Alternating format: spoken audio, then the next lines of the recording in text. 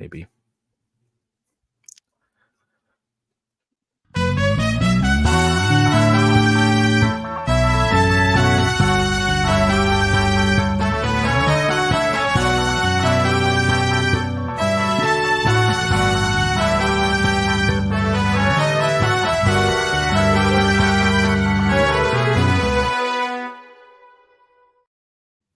Wow.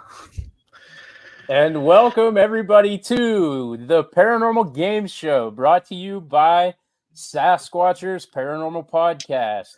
As always, this is Drew, and I'm being joined by my partner in crime, JC. And tonight we have a bunch of guests on, and we're going to have a good time with the game show. How is everybody doing?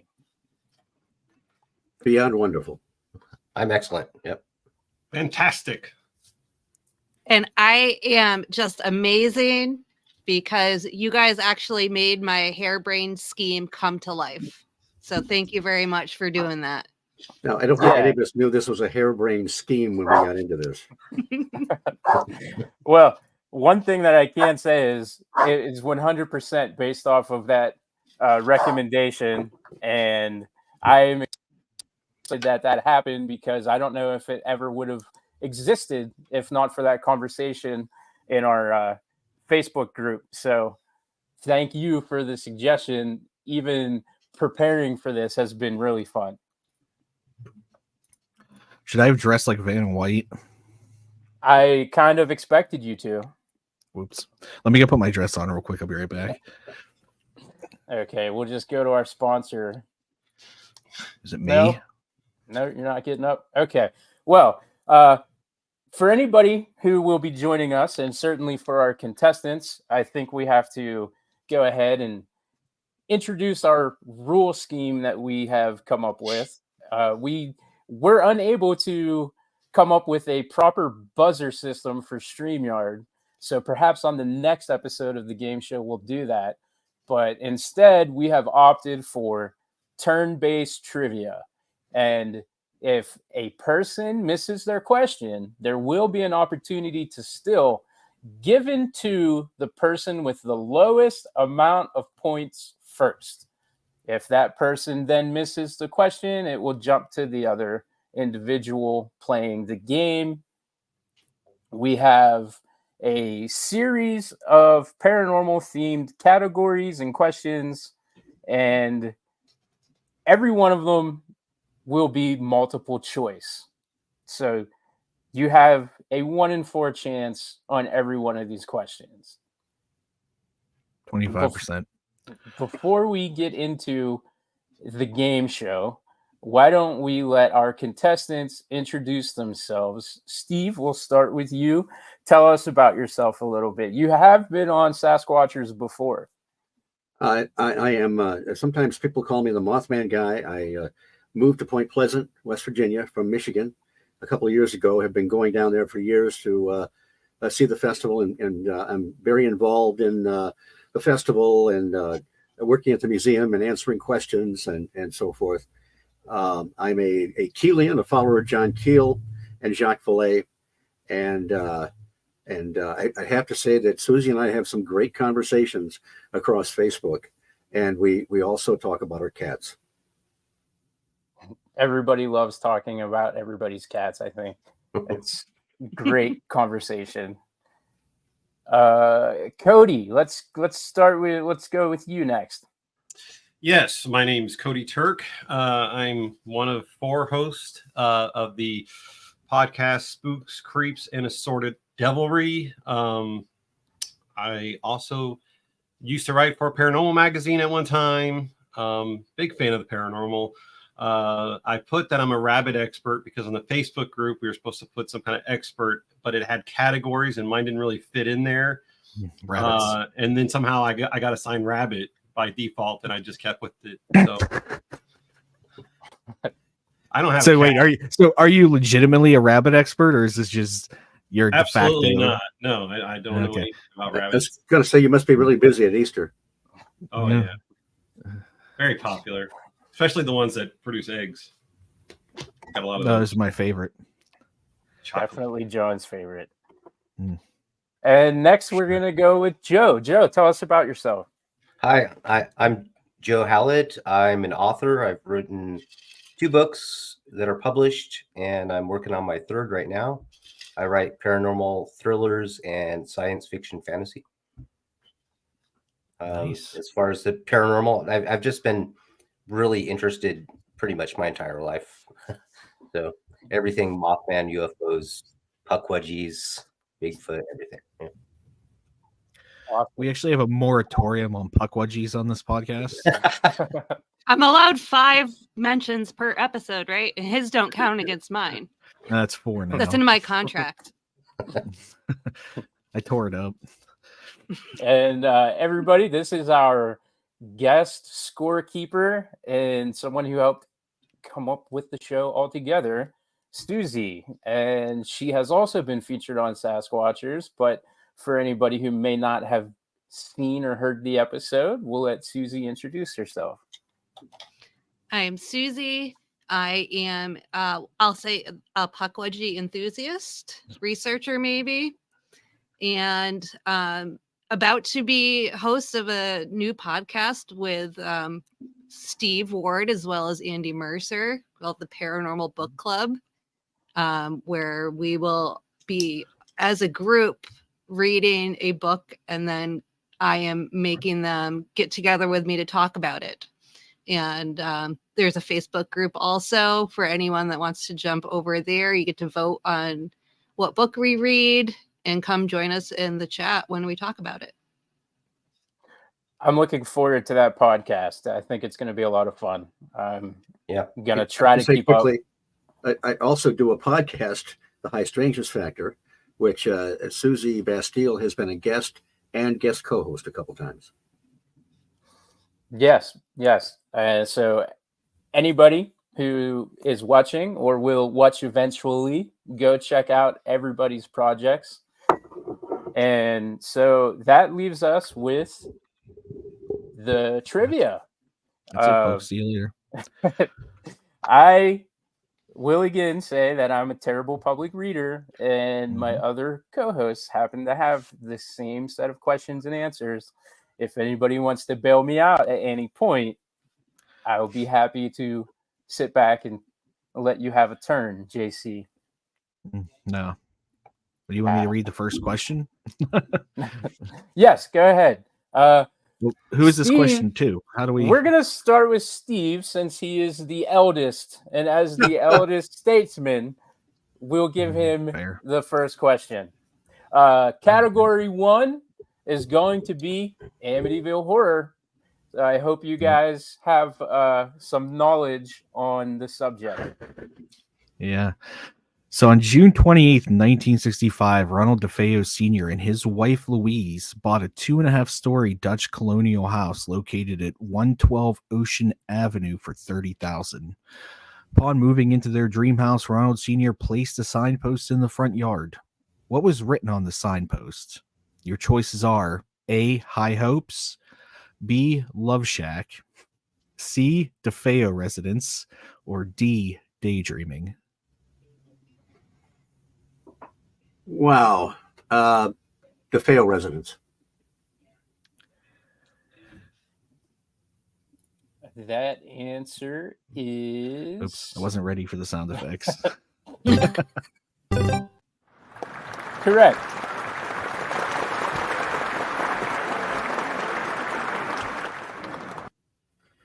Listen, I'm gonna get 911 on the ready just in case I have cardiac arrest. I can't afford that. Take that, guys. I'm gonna crush you all now. No, I'm sorry. I lost my head for a minute. I'm okay. Okay, and we will jump over to Cody for the next question. JC, why don't you go ahead, since you did such an amazing job on the first one, and the second one. I can read. All right, same category. When Ronald Jr., also known as Butch, was 17 years of age, he was forced to leave the Catholic school he had been attending since coming to Amityville. By the time he was 18 years old, Butch was given a job at his grandfather's car dealership. By his own account, the job was cushy, and little was actually required of him. Sounds good. What is the name of his grandfather's dealership? A. DeFeo Carl Buick. B. Brigante DeFeo Carl Buick. C. Brigante DeFeo Buick. Or D. Brigante Carl Buick. I will say C. Brigante DeFeo Buick.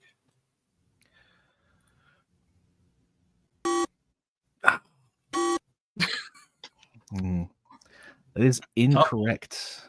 Close, but no cigar. The correct answer is Brigante DeFeo Carl Buick. Carl Buick. There were 3 families involved in the Buick ownership there. Which, by the way, I drive a Buick Encore, which is a very grandmother car. I have a Buick tattoo. So Wait, what? Oh, Why? hang on. No, Why wouldn't wait. you? Censors. It's not that kind of show. I'm sorry that I don't have a Buick tattoo. Can you Just see a it? question. JC has see now it, been proven a poser, despite the fact that he owns one. Since Cody missed it, should JC have been having the opportunity to answer it? I have the answers. Oh, you have the answers. I do have the answers. Oh, okay. I didn't know you had the answers. That wouldn't be fair. You can tell me to shut up. No. And once we get a full round in and everybody has a chance to be on the board, we'll start allowing the steals. Okay. So Joe, you're next, and I'll give JC a break, and I will attempt to read question number 3 in the Amityville horror category. Okay. During the weeks leading up to the murders, Butch devised a plan to obtain more money. Since he worked at his grandfather's car dealership, there was always money around. On the day the plan was put into action, Butch was sent to the bank to make a deposit of cash and checks. The plan called for one of Butch's friends to rob him and take the money. How much money was taken by Butch and his friend? A. $21,800. B. $180,500. C. $10,500. Or D. $3,800. I think I'll go with C because that sounds 100,000 sounds just like they must be really, really good at their dealership. So I think I'm gonna go with C. Yeah. That answer is incorrect. And as we have not gone a full round yet, I will divulge this answer. Moving forward, we will give opportunities to steal. The answer is 21,800. So that goes now back to Steve for the next question. JC? Same category. The evening of November 12th, 1974 seemed to be a normal evening. 4 of the DeFeo children were in bed, and around 10 p.m., Ronald Sr. and Louise decided to retire. Okay. The only person awake was Butch. He was in the second floor TV room watching a movie. What was the name of the movie he was watching? A. Castle Keep. B. Bad Ronald. C. The Exorcist. Or D. Rillington Place.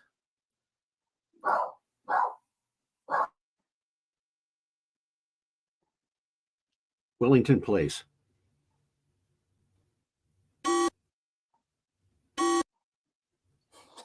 That answer is incorrect. That means I won twice, right? 2 beeps. I got it. Extra wrong. So neither of the other contestants are on the board. I am now faced with a realization we did not plan for this. Just flip a So coin. who will get the first opportunity to steal? Why not just take the answers from both and see? Okay. Sudden death. That works for me. Sudden death. Cody, do you need the question repeated? I don't need the question repeated. The answers? Yeah, the answers. Sure. For the So it was 20 what movie was Butch watching on the second floor TV room on November 12th, 1974? It was A, Castle Keep, B, Bad Ronald, C, The Exorcist, or D, Rillington Place. I'm going to say A. A, Castle Keep. Joe, what do you have for an answer?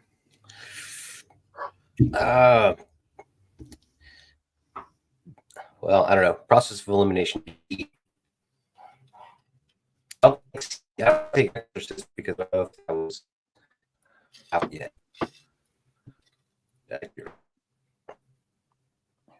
All right. I actually didn't hear. I don't know if there was audio issue. I'm sorry, Joe, you said The Exorcist, correct? I said B because I didn't think The Exorcist was right. Oh, sorry. It must be The Exorcist. I didn't say that. I just was. So the answer was The Exorcist. Too obvious. And the audience has given everybody a round of applause. Anyways. Yeah. Just stay positive, and the questions will keep coming. Eventually, there is another category. If you never read the Amityville Horror, there What is will Rillington be. Place? Oh, that's a real thing. Yes. So I Wait, believe that's a new show. yes, some of the answers might be tricky like that. That's tomfoolery, is what that is.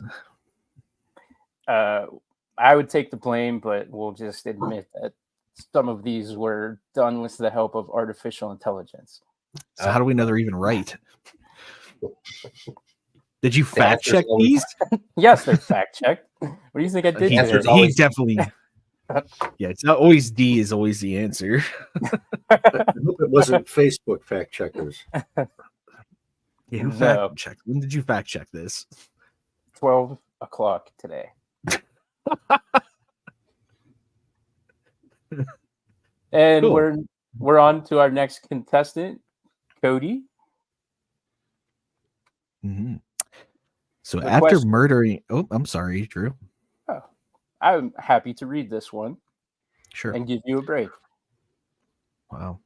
After Generous. murdering his parents during the early morning hours of November 13th, 1974, Butch proceeded across the hall where his two brothers were asleep in the bedroom they shared. What were the names of his two brothers? A. Max and Joey. B. Matthew and Jamie. C. Mark and John. D. Michael and Jerry. Oh, man. I'm going to go with D, Michael and Jerry.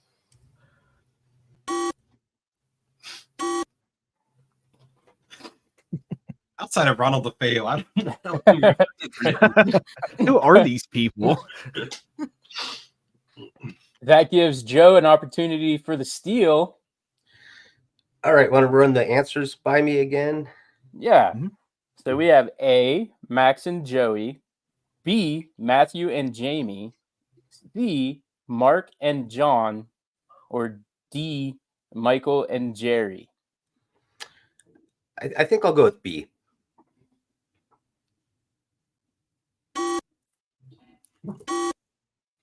Steve, you now have an opportunity for the steal. Okay. I'm not going to say Daryl and his other brother Daryl because that would just be silly.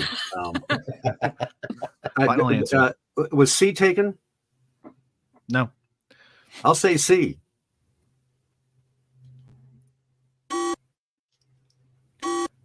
I mean A. Well, had you taken A, that would have been the correct Mhm. answer. Max and Joey. Mhm. So it is now Joe's turn for the next question. And JC, be my guest. And a round of applause. Sorry, they were clapping for me. While Butch was murdering his two younger brothers, his two sisters, whose bedroom was right next to their brother's room, never heard a sound. Butch then proceeded to his sister's room and entered. What were the names of his two sisters? A. Dina and Andrea. B. Debbie and Agnes. C. Dawn and Allison. Or D. Diane and Angela. I'll go with D for no other reason that it sounded better. I purposely made it sound better. Eventually, I'll get one right.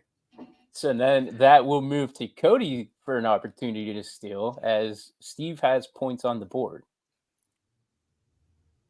What?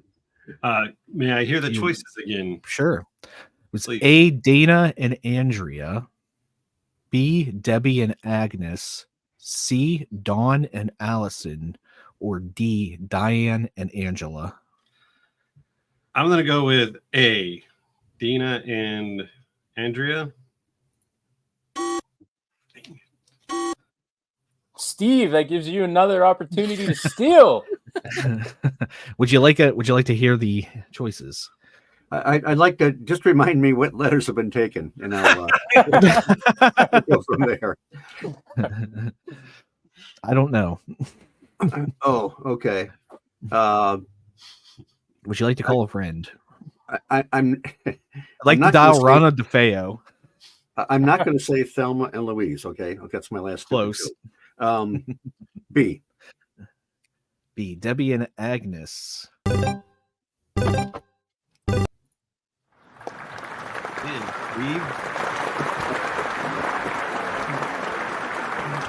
Steve with the steal puts more points on the board. Steve is just running away with this. They say confession is good for the soul. I have no idea about the Amityville Horror except the flick they made in the 70s. Good, great music score, by the way. Oh, good. That's the next question.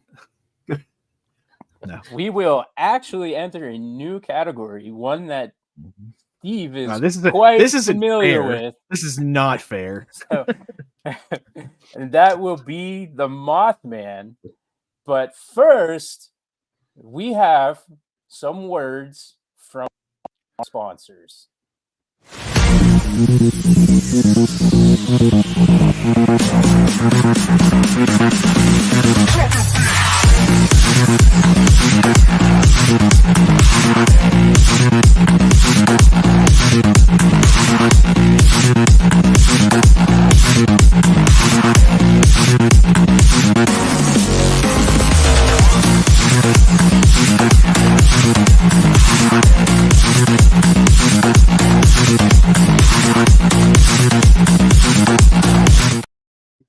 That was real loud.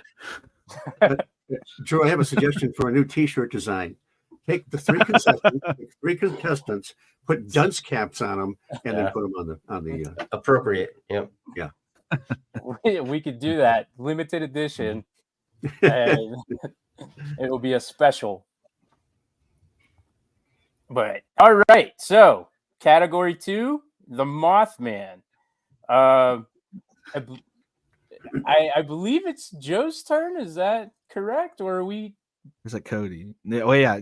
Wait. Yeah. I don't know. Well, I failed my last. Steve.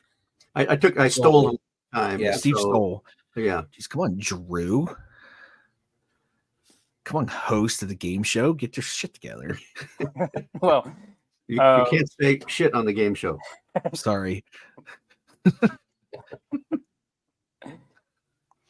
I will divert the next question to JC. Am I answering it? You can read it for the Okay. next. Yeah. Well, whose question is it? That's Cody's, why right? I diverted it to you. Or was it Joe? Don't do that. I think it's Joe's. I think it's Joe's, right? Yeah, because there were two. All right. Oh, Yeah. Yep. Yeah. Okay. So Joe, category 2 is Mothman. In the book, The Mothman Prophecies, who was the author? A. Clipper Keel. B. John Keats. C. Carolyn Keene, or D. John Keel? I'll go with John Keel. And I wanted to, stretch it out just to watch Steve squirm. But I kept wanting That to was say, the best thing. I enjoyed that so much. I kept wanting to say, pick me, but I restrained myself.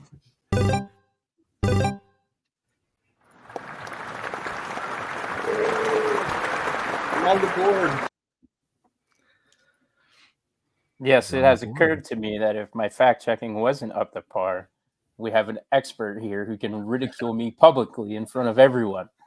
Still should. I would never do that. I think I would allow Susie to do it. There. You have my full permission. I believe it is now Steve's turn, though. So the resident expert on Mothman. It'd be real funny if you got this wrong. Oh, Thank you for pointing that out, Susie, and setting me up just in case. No pressure. speaking of residents, what did residents in Point Pleasant experience according to John Keel's book? A. Premonitions of the collapse of the bridge. B. Unidentified flying object sightings. C. Visits from strange men in black clothes. Or D. All of the above. D.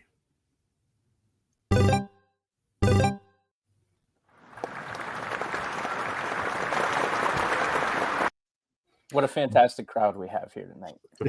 I know that it's amazing how enthusiastic they are for our first show. Every time. We've been pumping cocaine into the seating area. So now we are on to Cody for his question. I will go ahead and read it. Okay. What was the name of the expert on paranormal activity in the book? A. Leak. B. Indrid Cold. C. Gordon Smallwood. D. Woody Mothman. Wait, this is not a fair question. You said the paranormal expert. Yes. I'll go with C. Damn it.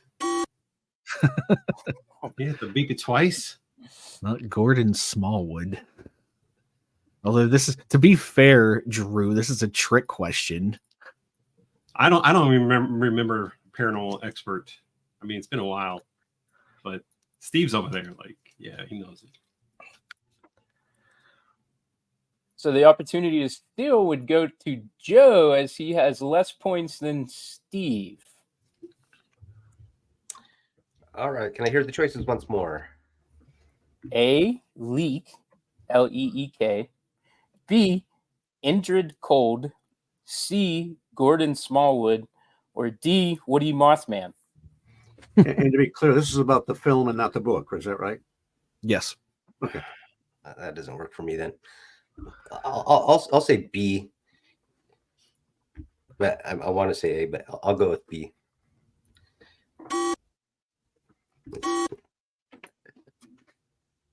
Now we are over to Steve. The answer is Dr. Leak, played magnificently by Alan Bates.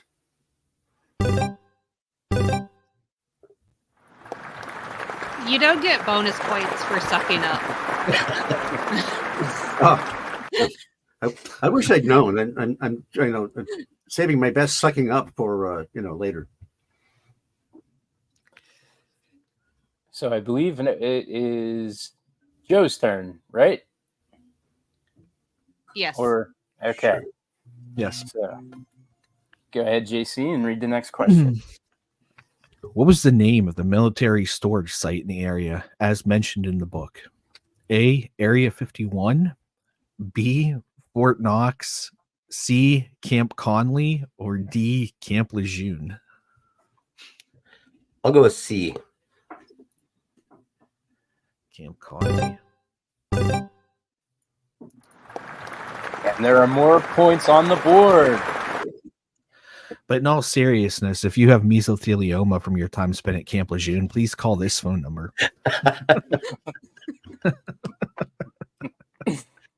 You may be entitled to compensation. You could be. We also want to talk to you about your car's warranty. It's expired. No. And also Hangnail's contractor from the TNT area. Okay, I believe we're on to Steve now for the next question. Mm-hmm. What is the name of the mysterious entity that communicates with Gordon Smallwood through his sink in the book? A. Woody Mothman. B. Harvey Gold. C. Indrid Cold. Or D. Bugman.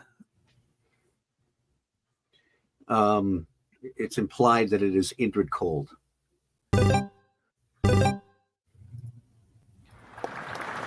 I was waiting. The audience took an extra second to applaud. Never trust anybody that contacts you in a sink. You know, the clown, you know, or Indrid Cold. It's not a good thing. No, and I honestly don't keep my sinks clean enough for anybody with a good reputation to be trying to talk to me through them anyway.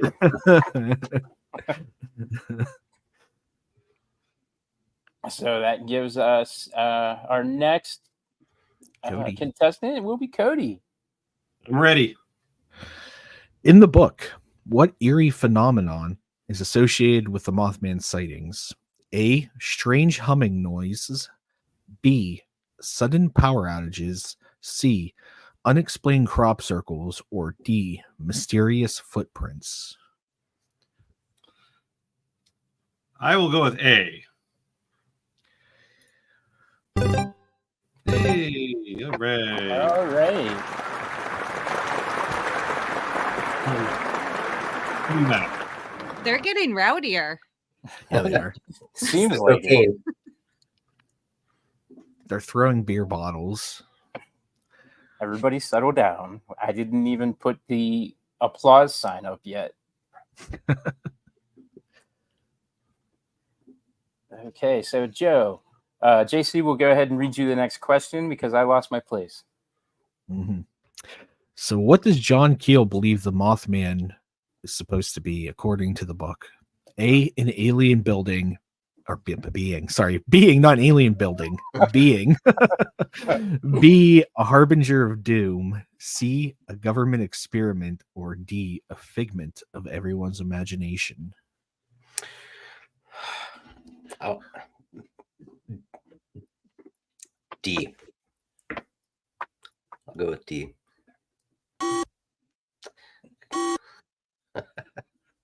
In fairness, and you can disagree with me, I don't know that he thought any one of those. Oh, Drew? That one is all AI. That AI is the problem in that time. I actually Blame did a the terrible AI. job fact checking that one.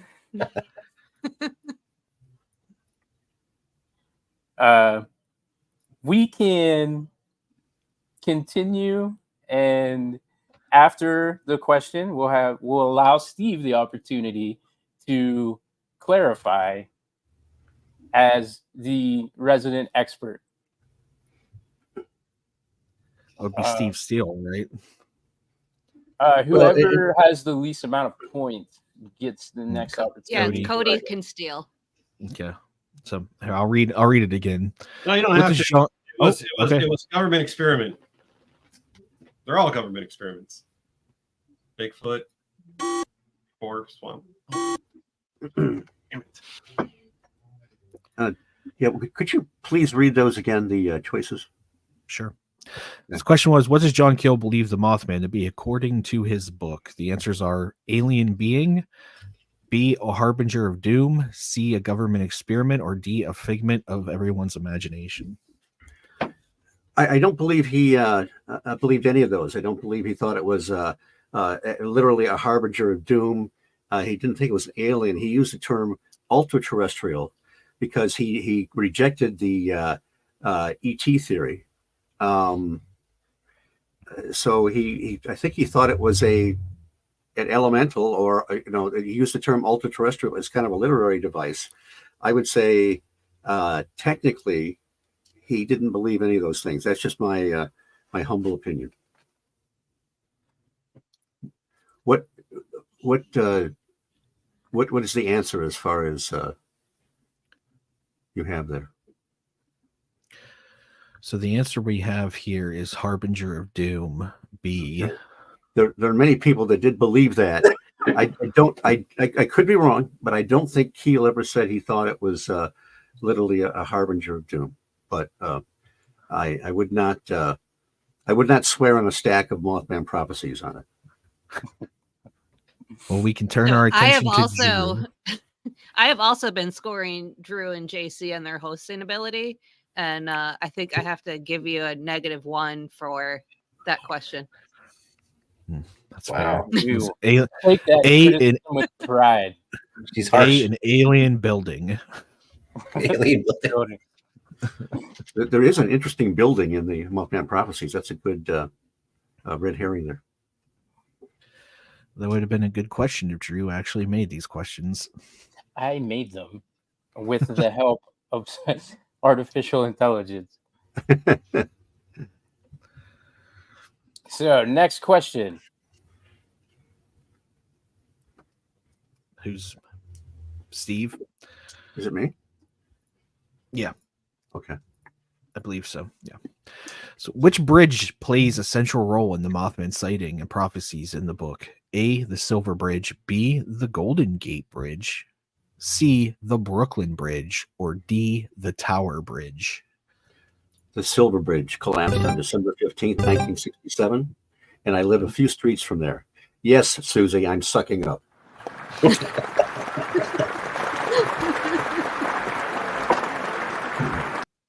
Steve joined us on the anniversary of the bridge collapse for our first ever live on our channel, where we I was discussed dressed in a Mothman outfit.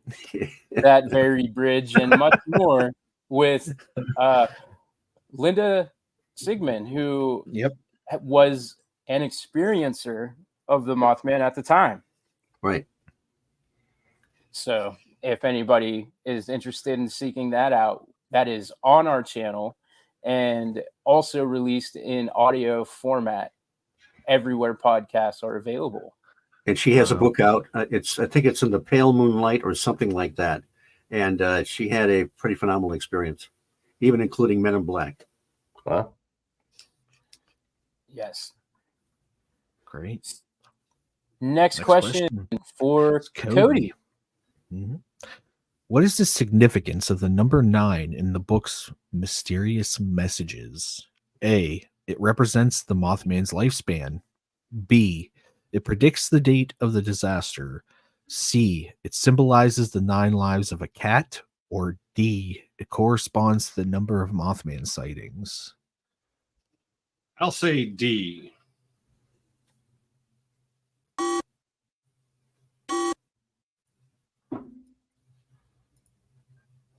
So an opportunity for stealing. I believe Steve is still in the lead, so it would go to Joe first. All right. What are my choices again? Mm-hmm.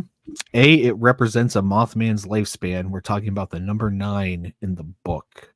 So mysterious messages. B, it predicts the date of a disaster. C, it symbolizes the 9 lives of a cat. Or D, it corresponds to the number of Mothman sightings. I'll go with B. That seems reasonable.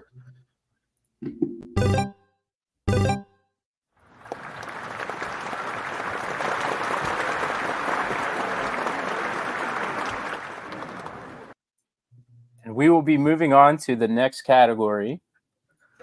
Before we do, let's have a refresher of points if possible.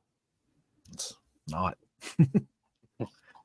So we have Steve with 6 points, Cody with 1, Joe with 3. And the host points, JC is at 3 points and Drew is at -1. Man, I guess I'm going to have to start reading some more. And I will start that right now, beginning with our new category of The Conjuring. So this will be a combination of film and real life trivia, mainly real life trivia, but as it's a popular film franchise, the movie is referenced. We are on Joe, correct? Oh, here you go, Susie. Sure. Okay. Joe, the first I'm question really in the- mean. She is. She's very mean. The first question in the new category. The movie The Conjuring was based on the real life experience of what Rhode Island family? A. Perone. B. Wilson. C. Fenton. D. DeLong. Go with D. And I should know this because I love the whole story of The Conjuring. But yeah, I'll go with D. Yeah. Cody with the chance to steal. It's A, and I believe it's pronounced the Perrin family. Another -2 point. for Drew. What the? I didn't even hear what he said.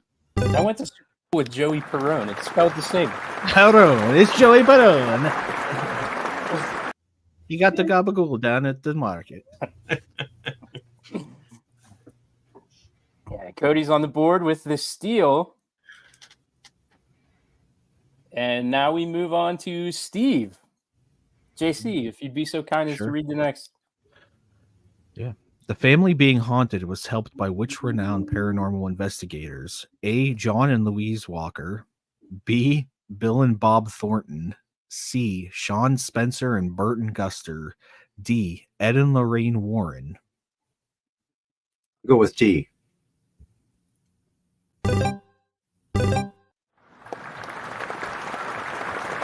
I would like to call BS on this. They did not help. Oh, here we go. No, they didn't. Alleged. Alleged help. Okay, Susie. As long as I can keep that point, you can complain about it. You can have the point. Okay, thank you. I'm not concerned with that. And the next question is for Cody. The younger daughters of the family enjoyed playing a children's game. The game they liked to play was called what? A. Hide and clap. B. Hide and seek. C. Red light, green light. Or D. Tag. According to the movie, it would be A, hide and clap.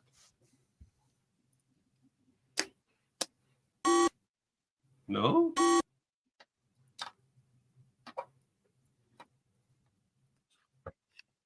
Joe with the Questions. opportunity to Attack steal. him. I'll go with B.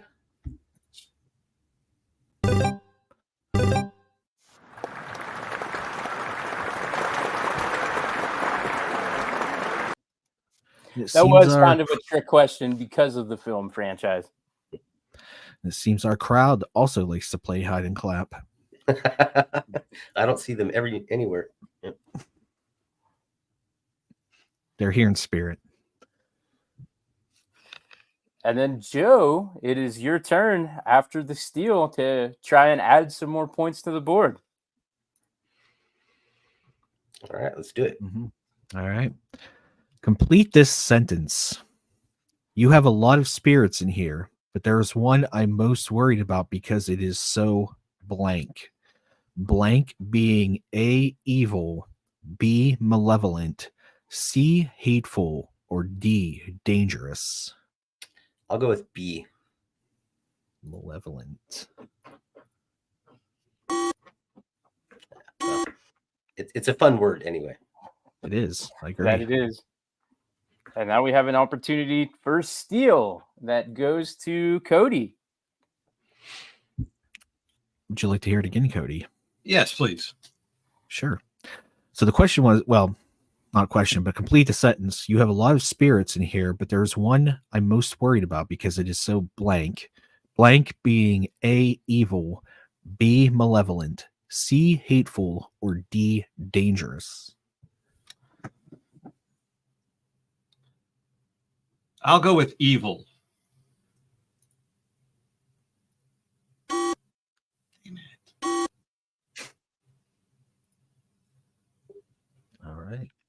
to Steve. Steve, the next opportunity for steal goes to you. Would you like me to repeat? No, I'm going to go with hateful. Okay.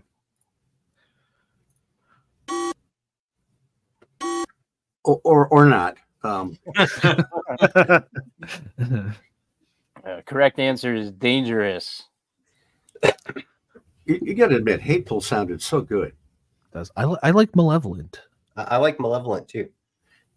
That's a little too high power, though. Hateful was just right. I mean, dangerous doesn't tell you anything. Dangerous. I drive dangerous. What does that have to do with this? Well, another reason to hate Lorraine Warren. Am I driving? Her choice in verbiage. Lorraine, why did you curse me with this terrible driving ability? That's not paranormal. That's just you. We're That's not fine, going to blame that on anything. All right. So I believe we're at Steve now. Yes. Maybe. All right. A possessed doll that tormented the young women at the opening of the movie was kept locked up because it was so dangerous. What was the name of the doll? A. Victoria, B. Rosemary, C. Annabelle, D. Raggedy Ann. Jeez. I could make a cheap Susie Bastille joke, but I'm not going. Do it. Boy, I have no idea. Raggedy Ann. I got that one. You don't have to do it. Yeah, but you can't play Susie.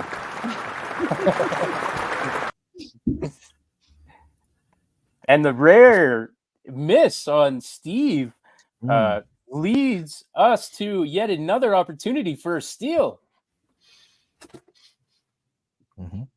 I believe that Cody still has the lowest. Cody, Yep. no. Cody, the opportunity. It's Annabelle. Don't let me repeat anything. It's Annabelle. We're all over here dying, Steve. Like the easiest one. I don't even know what word it's Annabelle. Raggedy Ann. My sister had Raggedy Ann, and she was trouble. My sister, not the doll. Right. Okay, so we are now at Cody's turn with the next question. When the paranormal investigators arrived at the house, the children were watching what 1970s TV show? A. The Partridge Family, B. The Brady Bunch, C. Three's Company, or D. Bewitched?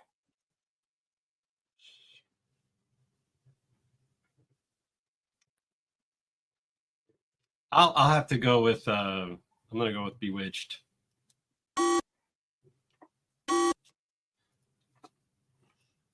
Joe, you now have an opportunity for a steal. We'll shoot for the Brady Bunch.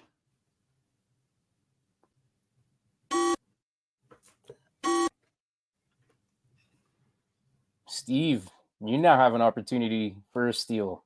Could you give me the choices again? Yes. A, The Partridge Family, B, The Brady Bunch, C, Three's Company, or D, Bewitched?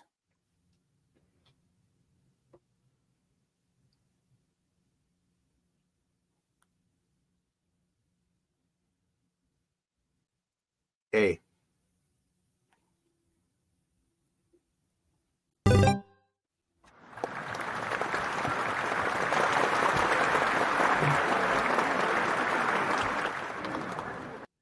Still a lively bunch. The Partridge Family was the answer. Yeah, but which paranormal investigators? Because the Warrens weren't the first paranormal investigators to the Parent family. It was like a college paranormal group or something, wasn't it? Yeah, it was. I can't remember the guy's name, but he was like 19 or 20 years old, and it was just him and his some college buddies. Yeah, in the film, they're kind of depicted as like comic relief. with a lot of jokes and 'Cause you have to make the Warrens look like the heroes. Right. yeah. I mean, you had to make them look like what they were. Oh yeah, This is not going gonna to get mad. break down into a debate, paranormal debate. That's for another show. Also, one It's that like we have in the works. Crossfire, but for the paranormal. I'll wear the bow tie.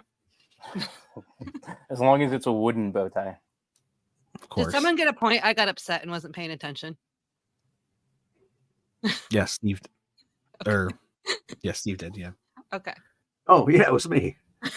Don't forget about my points. Okay, whatever you do. Okay, JC, if you would read the next question while I queue up our next sponsor.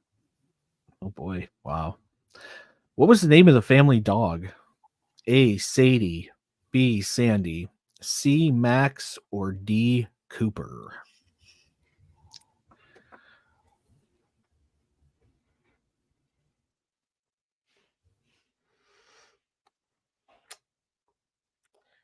C. Maximilian.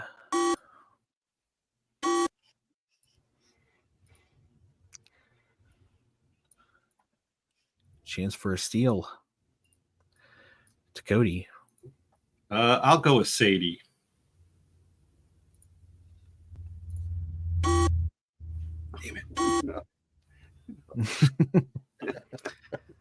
To Steve for the steal. Please give me those names again. I'm sorry. Yeah, sure. Never What thought was it the would name go of as the name of the family dog? A. Sadie, B. Sandy, C. Max, or D. Cooper the Pooper? Max.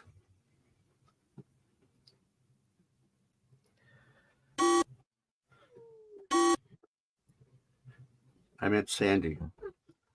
Oh, that was actually the correct answer. Was Sandy. It's all right. It's all good. They're still clapping. They're still clapping.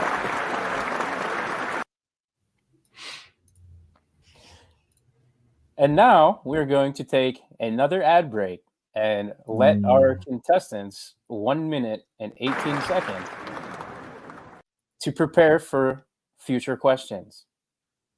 Here I am driving 4 hours across state lines to go investigate a town curse.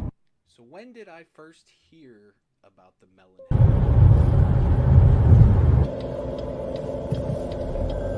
We might get T-Bone first.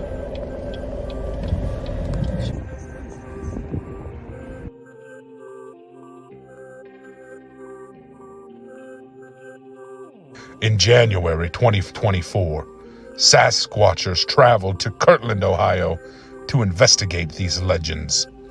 The mystery of Kirtland, Ohio. The Melonheads. It's JC with SasqWatchers, and I got Drew here too with Team Here. We are here on Wisner Road. It's dark, it is cold, it is raining, it is snowing, it is a wintry mix. And now we are going to go back there on this road, and we're not going to stop until we collect some evidence or die trying. Brave.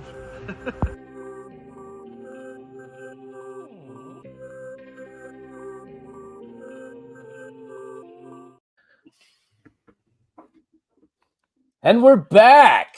And I have to say, thank you to the SasqWatchers for giving us so much ad money tonight.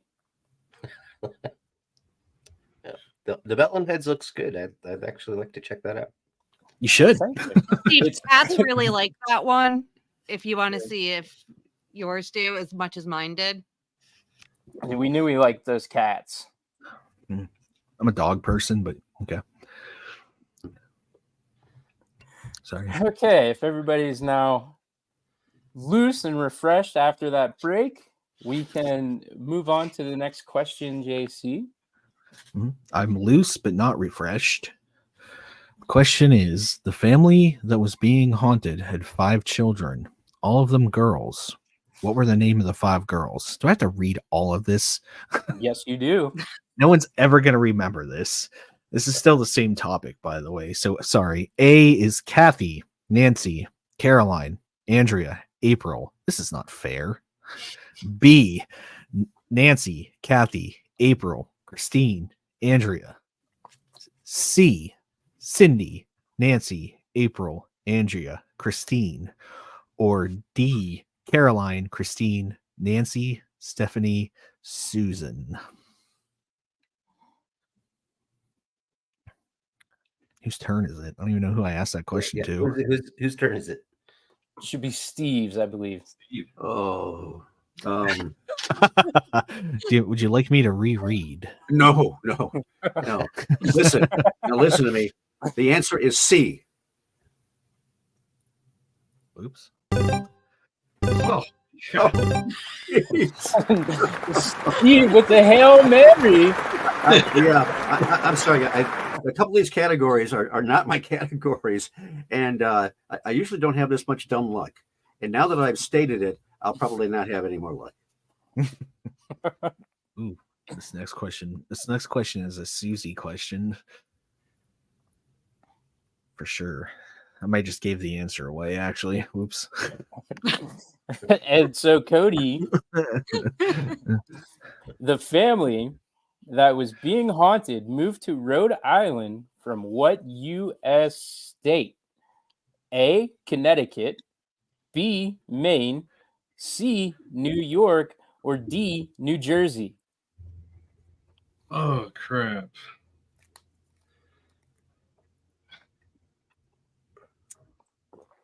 I want to say, oh man, I'm gonna get this wrong. I want to say New Jersey. I mean, I can understand wanting to move away from New Jersey too. Yeah. So that's legitimate. That's legitimate. Just running from the Jersey Devil. Right. The Jersey Devil is the least of their problems. Oh Well, shoot. we don't know that because they didn't meet the New Jersey Devil, right? You can't just make that assumption. No, I meant people of New Jersey. Oh, that's true, yeah.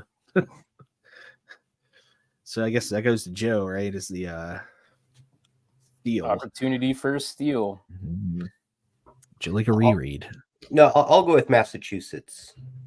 Massachusetts is not an answer. I'll go with Florida. Yeah. Also would run away, but not an answer either. All right. Give me the choices again. Okay. So the family that was being haunted moved to Rhode Island from what state? Connecticut, B, Maine, C, New York, or D, New Jersey? Maine.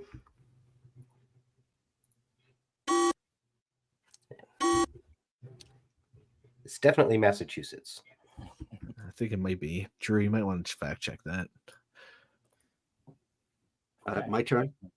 Yeah, Steve, your turn for the steal. Connecticut. There's the film of Haunting in Connecticut. Is that, am I thinking that correctly? Or is that something else? There is a film called The Haunting in Connecticut, and the Warrens did do an investigation of the haunting in Connecticut, but it's more ridiculous than any other thing that they did. That's why I said it, but it probably has no connection. But what I remember from the haunting in Connecticut was that there was the plasma stuff. But that's literally the only thing that I can remember of that. And I've been told by many people that the plasma is very easy to hoax and a very old trick. All right. On to the last question in this category. Who is this question to? I don't remember. I believe it's Joe's turn. Joe. Okay. In the movie, when the evil entity was near, an odor could be smelled.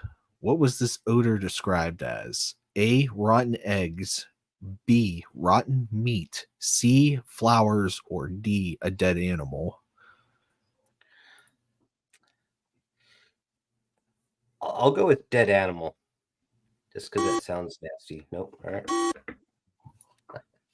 You guys get the buzzer sounds before me. I'm not sure why. All right, Cody for the steal. Well, JC, I'll have to go with rotten meat. Rotten meat. Damn it. Uh-oh. To Steve, who was very confident in Cody's answer. That was a great answer, Cody. I got to tell you. I thought it was rotten meat. So, Please give me the choices again.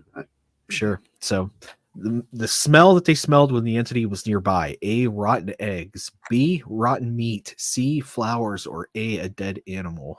Rotten egg, sulfur smell. Yeah. I would argue that dead animal and rotting meat are essentially the same thing. I was thinking that too. That's Definitely a technicality. semantics there. We'll have to do a survey I don't know about with all the about different semantics. choices and have people smell them and then talk about the differences. We'll collect the dead animal off of the roads. That's our next game show called "What Do You Smell?" And we are out of that category and into the next category, which is UFO ufology. Yep. The first question, I believe this is to Steve. Correct? Yes. Which famous UFO sighting incident occurred in New Mexico in 1947? A, the Phoenix Lights; B, the Kecksburg UFO incident; C, the Rendlesham Forest incident; or D, the Roswell UFO crash. The Roswell UFO crash, which may not have been a UFO crash. I'm going to shut up now. It's a weather balloon. Everybody knows that. Right. And the next question is for Cody. Which famous UFO sighting event occurred in 1966 in Australia, where hundreds of students and teachers witnessed a UFO near their school? A, Westall incident; B, Tunguska event; C, Travis Walton's abduction; D, Betty and Barney Hill's encounter. I'm going to go with A.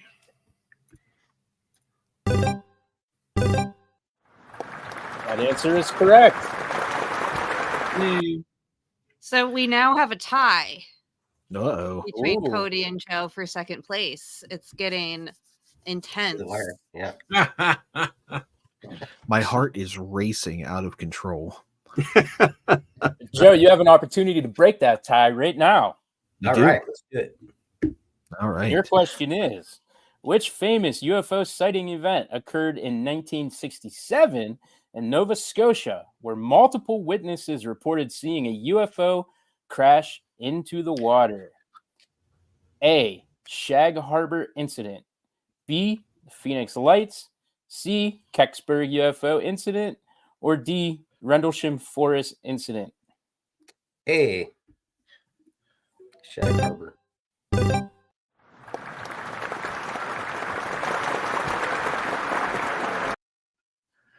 Everybody likes to be shagged at Shag Harbor. The population explosion. Went from 1 to 30 overnight. Steve, the next question is for you. What is the name? You jerk. Oh, okay. I'm just trying to get out of the negatives here, man. Go ahead, man. You're Go actually in the lead now. It's What the JC is 3. Drew has How? 8. Because Oh. I gave How? him 10 Do points. what? I gave him 10 points for blaming something on Lorraine Warren. Okay. Yeah. All right. She also was behind the weather balloon in Roswell as well. I'm now confirming. 50 points for Drew. All right. But alas, I will read the question. What is the name of the U.S. Air Force project that investigated UFO sightings from 1952 to 1969? A, Project Blue Book, B, Project Stargate, C, Project Grudge, or D, Project Mogul? Project Blue Book. The answer was correct.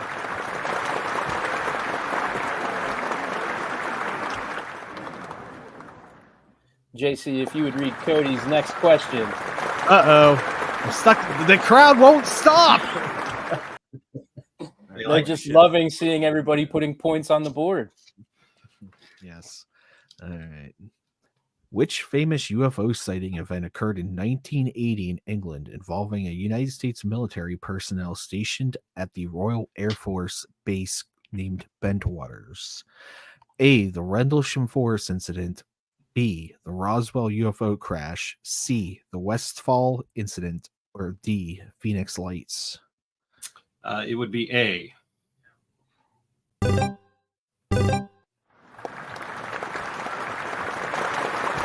And that was the correct answer. Next question is for Joe. All right. What is the name of the U.S. Navy pilot who encountered a tic-tac-shaped UFO off the coast of San Diego in 2004 during the Nimitz UFO incident? A, David Fravor. B, Bob Lazar. C, Luis Elizondo. Or D, Jeremy Corbell? That would be A.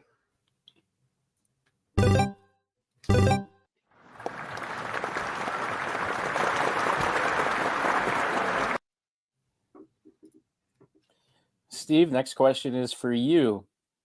When did the alleged UFO sighting happen for Betty and Barney Hill? A, September 19th, 1961. B, October 31st, 1957. C, August 15th, 1973. Or D, December 2nd, 1969. A.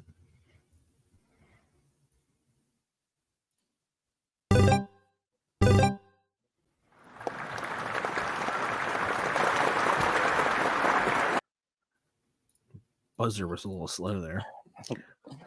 Just like the person pressing it. Susie, you might want to get your fingers a little bit more nimble there. Cody, the next question is yours. What did Betty claim to have observed in the sky during UFO sighting? A, a bright point of light moving from below the moon and Jupiter. B, a formation of flying saucers. C, a triangular shaped UFO. Or D, a fleet of alien spaceships. Oh, shoot, man. Oh. This is the Betty and Barney Hill incident. Betty claimed. I'll go with B on that one. Formation of flying saucers. Yeah. Damn it. Joe, you have an opportunity to steal. I'll go with A. A formation or a bright point, sorry. Right point.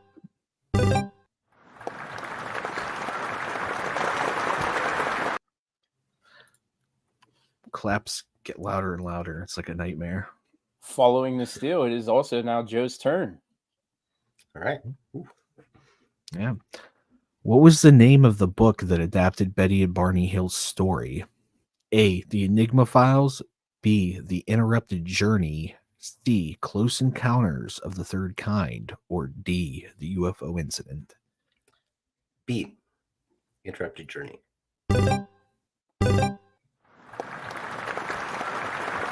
Joe with back-to-back points on the board after that steal. And Ufology is clearly my strong one. expertise. This yeah. has Well, been you a have strong UFO on your category. shirt, too. Yeah. Strong category for everybody. Steve, the next question. What What was was- significant? Oh, Gee. you son of a bitch. What was the significance of the star map shown to Betty Hill? A, it matched the constellation Orion. B, it was connected to the Zeta Reticuli system. It's reticuli. Come on. Okay. Squirrel all over again. Hey, you say reticuli, I say reticuli. I mean, come on. Tomato, tomato, MFer. Well, are you done? That was only B. Well, you got you triggered. Ridiculous. You triggered. Good Lord. All right. Yes. What was I'll start it over? What was the significance of the star map shown to Betty Hill? A, it matched the constellation Orion. B, it was connected to the Zeta Reticuli system. C, it predicted future UFO sightings. Or D, it revealed the location of an alien base. B.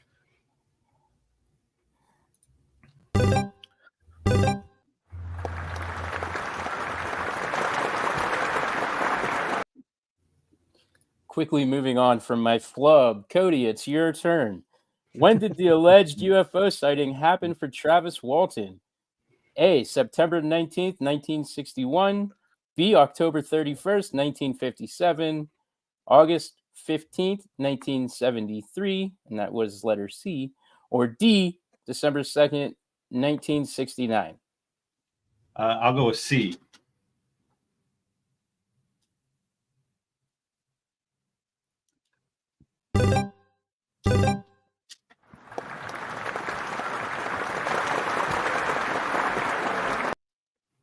Had me shaking there. Sorry. Suspense. Sorry, I'm trying to keep up with comments and like jump back and forth at the same time. Next That's on question me. is for Joe. What did Travis Walton claim to have observed during his UFO encounter? A bright point of light moving from below the moon to Jupiter. B, a formation of flying saucers. C, a triangular shaped UFO. Or D, a fleet of alien spaceships. B.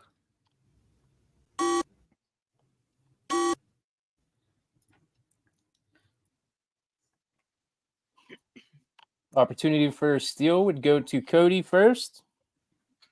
I'll go with C.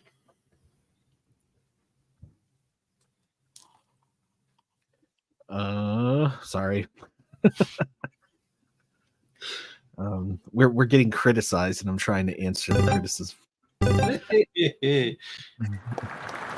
just trying to make Cody sweat. That's all. I know. You're fooling me. You want everybody to see him perspire on YouTube. I thought they saw a fire and then went looking for it. But that Yeah. was, that, So that I could've been- was trying to answer Brother Heck. Well, oddly, funny enough, I was answering Brother Heck's constructive criticism about being more interactive with the chat. While trying to be more interactive with the chat, I missed the cue for the answers. So you see, Brother Heck, as much as we appreciate everybody's chats, we're inadequate and suck. I am reading them. Yeah, we just suck at answering them and trying to get to them because I'm trying to hit buttons. Drew's trying to read questions. Susie's trying to keep score, and the other three guests are trying to get answers. We'll get it figured out next time, though. I do believe there will be another round of this game show. So Next time we're gonna force the people in the comments to answer a question, and if they get it wrong, we will boot them immediately. Yeah. Where's PG? PG, and if you're in here, you're getting blocked. Nice little inside joke there. Sorry, it's a little bit of a little bit. Okay. Next question. I believe it's Joe's turn, or am I incorrect? Okay. Yeah, I guess we're All right, in let's with go it. for it. Okay. JC, are you able to read that? Sure. Are you caught up with us? Yeah, I am. After Travis Walton was allegedly abducted, how long was he missing before he reappeared?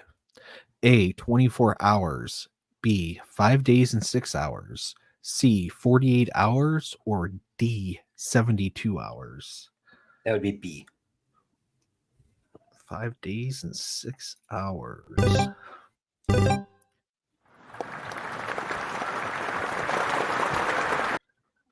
Getting a little rowdy.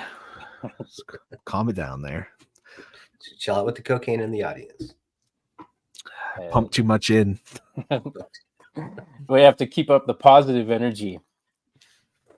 Steve, the next question is for you.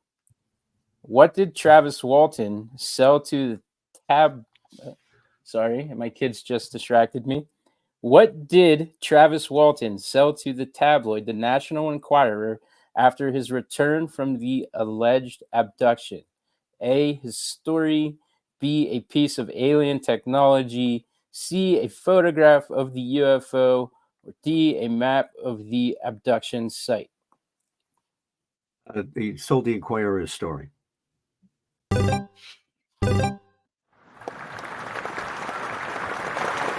I was old enough that I bought that issue and read it, so I should get some kind of points for that, I think. Do you I still think have Susie it? agrees. Imaginary bonus points. Okay, I'll take them. We take away points for asking for bonus points. Oh, never mind. Never mind. Strike that. She's tough. No kidding. I'm here to keep the law. That's right. That's why I'm here, right? The lawgiver. Ah. She is the judge and jury. Cody, it is your turn next. What was the title of the book that Travis Walton wrote about his purported abduction? A, The Enigma Files. B, The Interrupted Journey. C, Fire in the Sky. D, The UFO Incident. I'll go with C.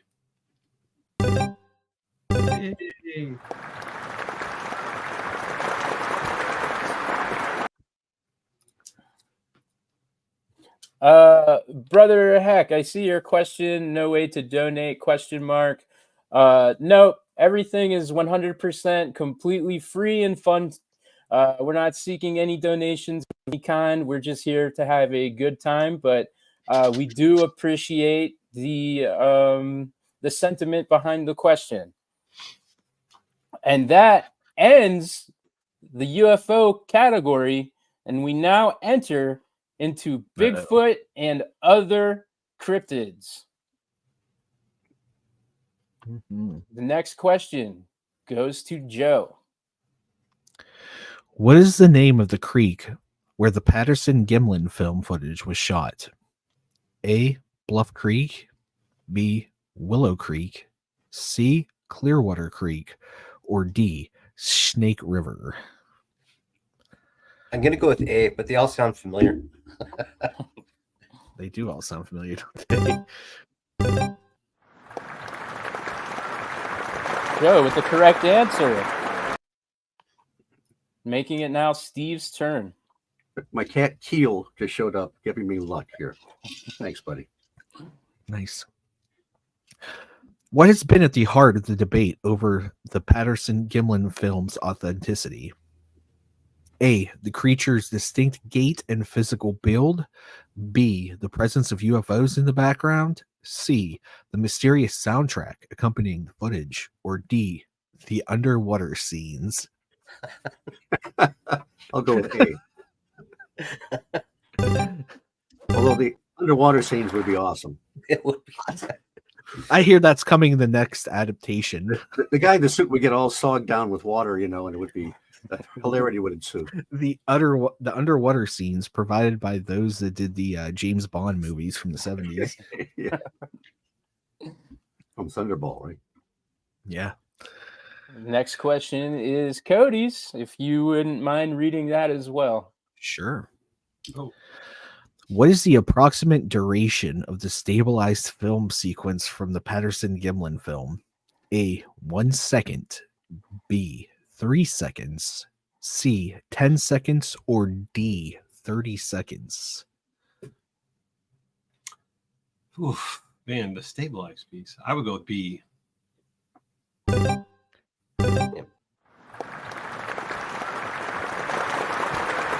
Was that the D 30 seconds? B, 3 seconds. Oh, okay. Yeah, it's not very long. Yeah. The stabilized sequence, yeah. Oh, okay. Yeah.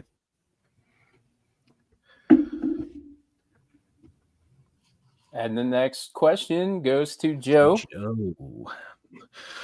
What are some points of contention regarding the integrity of the Patterson-Gimlin film?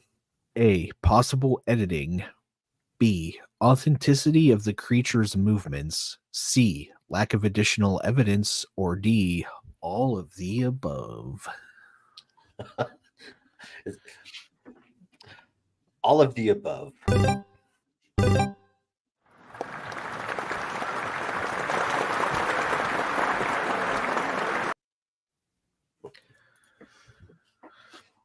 I don't know Correct. if you guys can hear that in the background, but my kids are absolutely going nuts right now. It sounds like a tornado, so I apologize if that's being picked up anywhere in the game show. I don't want to distract anybody. I don't hear anything. Okay, good.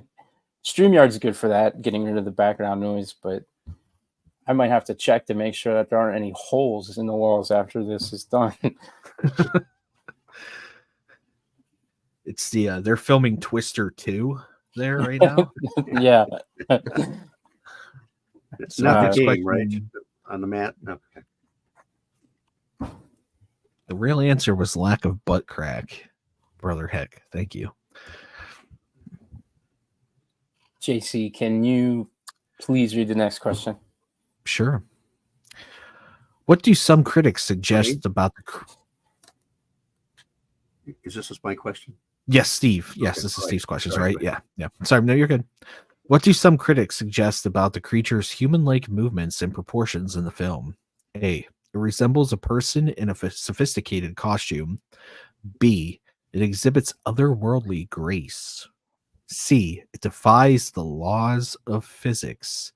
Or D. It is an undiscovered primate species. Please read that again. Sure. What do some critics suggest about the creature's human-like movements and proportions in the film? A. It resembles a person in a sophisticated costume. B. It exhibits otherworldly grace. C. It defies the laws of physics. Or D. It is an undiscovered primate species. Boy.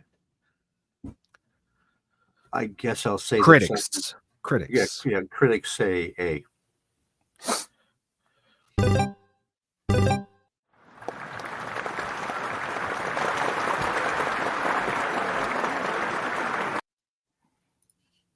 And the next question is for Cody. Cody, where was the chupacabra first reported? Wait a minute. We switched topics. No, it's all Bigfoot cryptids, / right? crypto. Cryptids. Cryptids. Oh, So okay. We're in the cryptids. where was the chupacabra first reported? A, Puerto Rico, B, Mexico, C, Chile, or D, Texas? I'll have to go with Puerto Rico.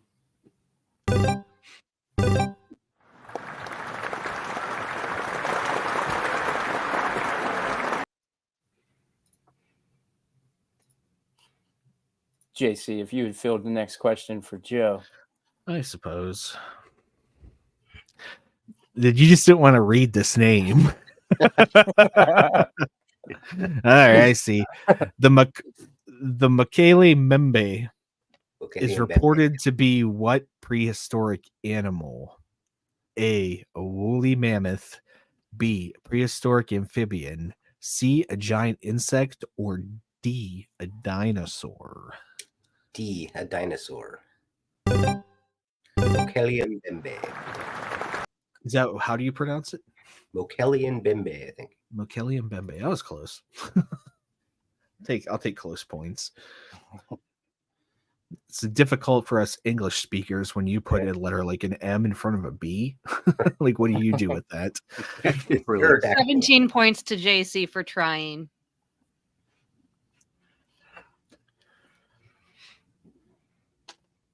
So I guess Steve is up next. Yep. Mm-hmm. We all know Bigfoot, but do you know his distant cousins? A, Yeti, Hairy Man, Chimp Man. B, the Orange Pendek, also known as G-Man or Alma. C, the Orange Pendek, also Alma and Yeti. Or D, the Yeti, the Alma, and Big Feet. What kind of question is this? I'm sorry. I'm going to have to read it again. I agree. I think it's the orang pendek. Yeah. The orang pendek. I said orange. I'm sorry. The orang pendek. Yeah. Okay. So we all know Bigfoot, but do you know his distant cousins? So I guess here's a list of 3 of his possible distant cousins: A, the Yeti, hairy man, chimp man; B, the orang pendek, G-man, and Alma; C, orang pendek, Alma, and Yeti; or D, the Yeti, Alma, and Big Feet. I'm going to go with C. C.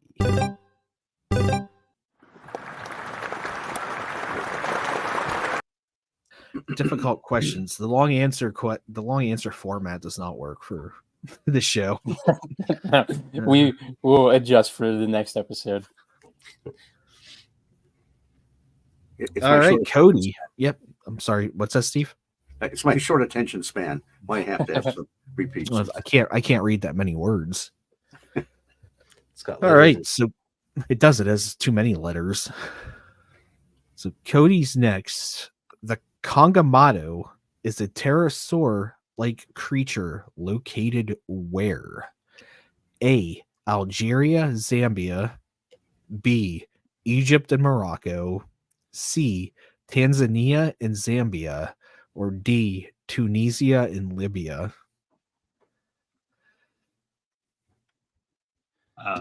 Geez, I'll go with A. Never heard of that one. Nobody else has either. I think it's made up. I believe the opportunity to steal go to Joe first. You want to reread here? Probably want to reread. Yeah. The Congamato is a pterosaur-like creature located where? A, Algeria and Zambia; B, Egypt and Morocco; C, Tanzania and Zambia; or D, Tunisia and Libya. I'll go with C.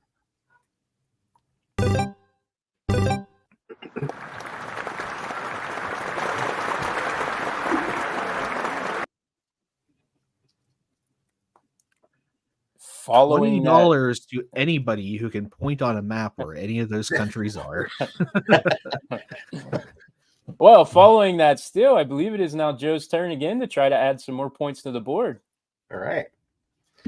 Double score. Where is the sea monster known as Bessie located? A, Lake Erie; B, Lake Michigan; C, Lake Superior; or D, Lake Victoria?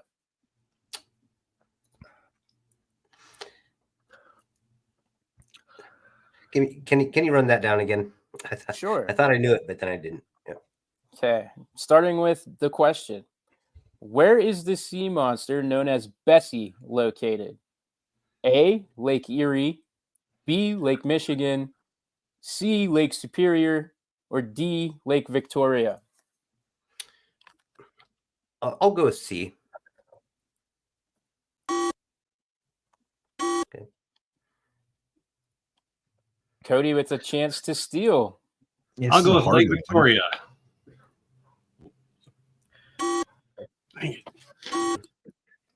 Final steal opportunity goes to Steve. Please read those again. Sure. Starting with the question. Where is the sea monster known as Bessie located? We have A, Lake Erie; B, Lake Michigan; C, Lake Superior; or D, Lake Victoria? Lake Erie. A.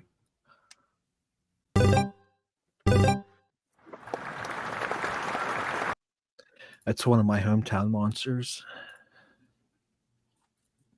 There could at some time very soon actually be a SasqWatchers special on the subject. Actually, very well could be. So I guess I'm going to have to read the next one, right, Drew? Yes, I believe it is also Steve's question. Oh. Yeah. So where was the coelacanth first caught in modern times? A, Scotland; B, America; C, South Africa; and D, England, and that is the coelacanth, the fish. South Africa. thing.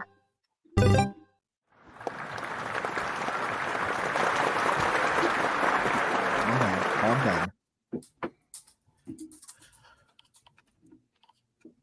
Next question is for Cody. JC, can you please read that one too? I suppose so. Oh, you can't pronounce that? I see. Okay. Where did the Jersey Devil legend start? A, Mexico. B, England. C, New Jersey. D, New York. At the real stumper there, JC, but I'll have to go with New Jersey. Was it not New Jersey? Just kidding.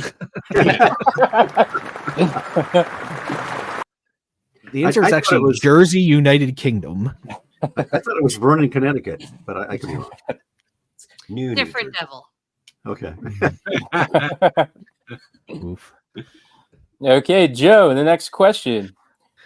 The Loch Ness Monster has been reported in many forms. Which one is the most common? A, horse-like creature. B, pliosaur-like creature. Plesiosaur. C, serpent-like animal. Or D, humpback animal. Wow. It sounds easy, but it's not. Because I think it's been described as all of them. Yes, from time to time. I think most commonly plesiosaur, but I'll go with plesiosaur. But oh yeah.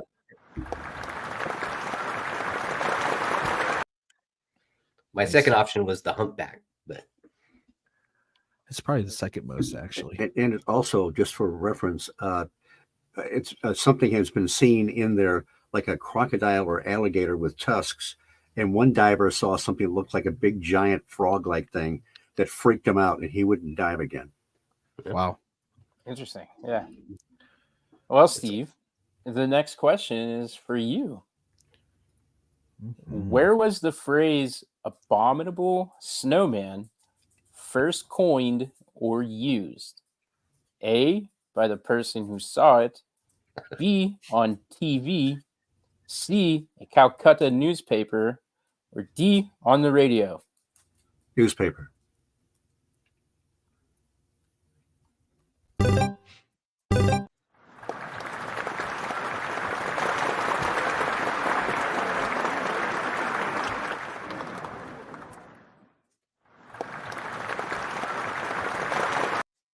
Crowd chill.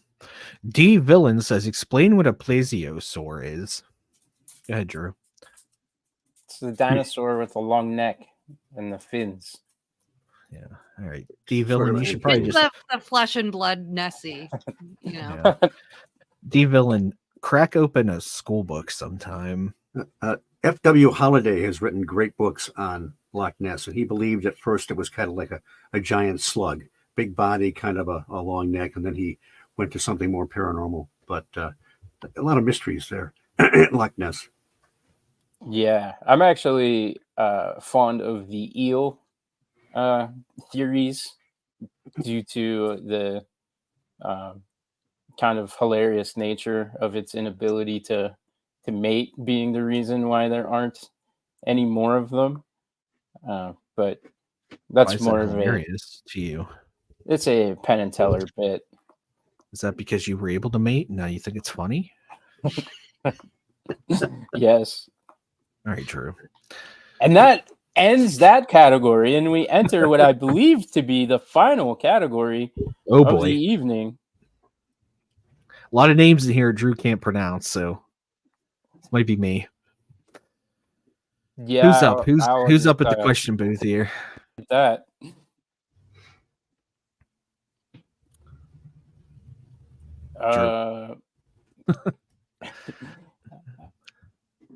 Yeah, it is Cody's turn. Steve just got the Calcutta newspaper question correct. All right. And the topic is demonology. So according to Jewish tradition, The first wife of Adam ended up leaving Eden and giving birth to demons.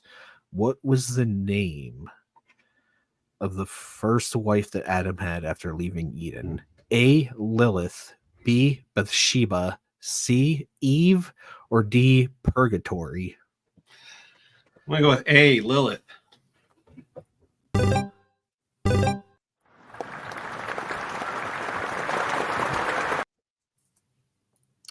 Correct. Next question goes to Joe. All right. What is the process by which an evil spirit is forced out of a possessed person? A. Bloodletting. B. Turmoil. C. Riding the Loa. D. Exorcism. I'll go D. Exorcism, but we ride the Loa for fun. Right, absolutely.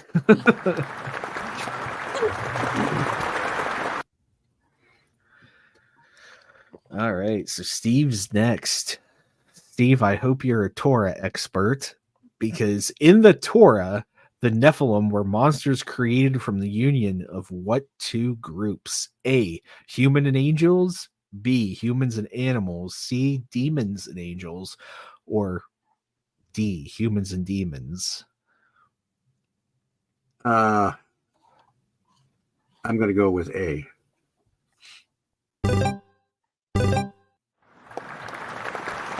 If Rye is still in the chat, I need him to know that not all redheads are Nephilims, and I will fight him. You're not tall enough. What percentage would you say, Susie? I'm not at liberty to make that kind of calculation. But Well, it's that not figures. all of them. I'm 5'1". Some short nipple. I think my mom might be taller than you. Mom, if you're listening, thank you for everything. I've just defended your honor. She might be in here, actually. All right. So is that back to Cody then? Yep. All right. So what was the demon Beelzebub's title? A. Regent of Regurgitation. B. King of the Jerks. C. Lord of the Flies. Or D. Master of Maggots. I'm going to go with C, Lord of the Flies, because I'm King of the Jerks, so process of elimination. Well, obviously, you beat Beelzebub out, so.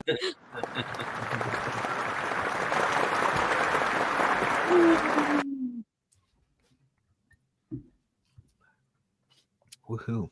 All right. On to Joe. Yep. On to Joe. In Christian folklore, what was the demonic creature commonly depicted as having a goat's head in a woman's torso, or as a goat's head within a pentagram? A. The Baphomet. B. Uriel. C. Raphael. Or D. Gabriel. A. Baphomet.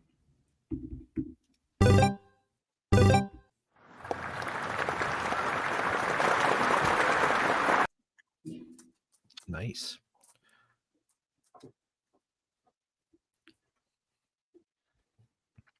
All right, so we're on to Steve. What 20th century English sorcerer died of bronchitis in 1947 and had his ashes sent to America? A. John Dee. B. John Magus. C. Aleister Crowley. Or D. Merlin. Wow. It's either D or Crowley. I'm going to say Aleister Crowley.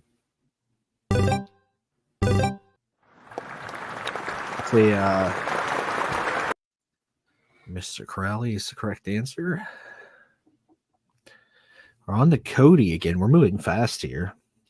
The Bible speaks of a massive creature that tradition says is a demon. Tradition connects this demon to the sin of envy and is commonly depicted as being an ocean dweller.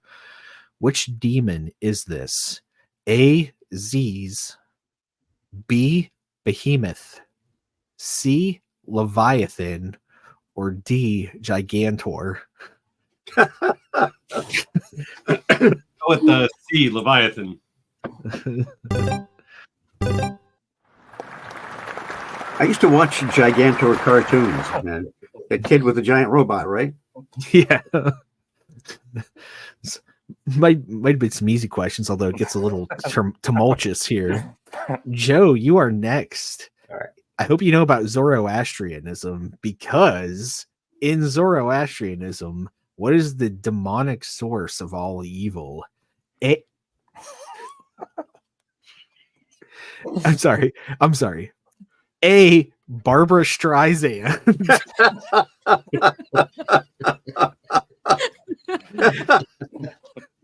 Even if I'm B. wrong, Just stop there. I mean, you have to pick that one, right? B. Ahriman, C. Vapula, or D. Nibis? I'll go with D. D. Nibis. Oh, all right. So it's definitely It is A. Barbara Streisand. Barbara So I think we're to Cody for the steal, right? Do you want to hear it again, just for the sake of hearing it? If you could read off B and C. You don't want A? I mean, B is Ahriman. C is Vapula. I'll go with B. Hey, Unfortunately, not Barbara Streisand. There's only Zool. There's only so. Yeah, that was incorrect. It was Joy Behar. Yeah. All right, so we're Joe. Are we at Joe? I think it's Cody because he just got the steal. So it's actually Okay, sorry. his turn again. So opportunity to put more points up. Which demon arrived to tempt Faust, aka Dr. Faustus? A. Belial, B. Mephistopheles, C. Shaitan, or D. Asmodeus? I'll go with Mephistopheles.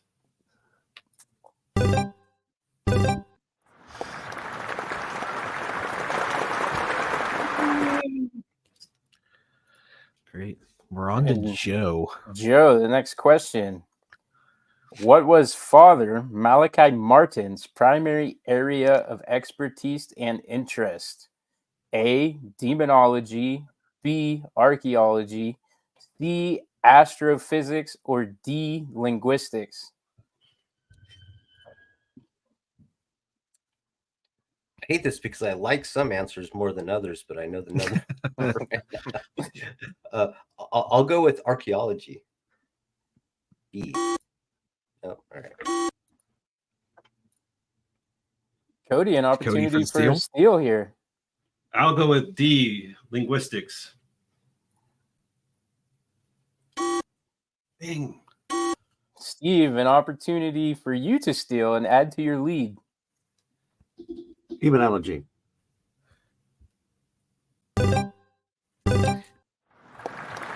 Yeah, I avoid the ones that sound the most obvious because it sounds like it's the most Exactly. Right. Right? Yeah.